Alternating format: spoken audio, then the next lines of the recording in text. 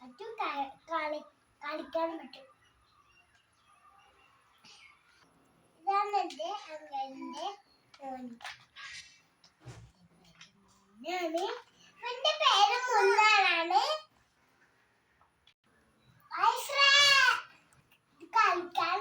കളിക്കാനും പറ്റും. നിങ്ങൾ ആരെയും മിഠായി കൊണ്ട് വാങ്ങിച്ചിരുന്നോ? കളിച്ചിട്ടുണ്ടോ?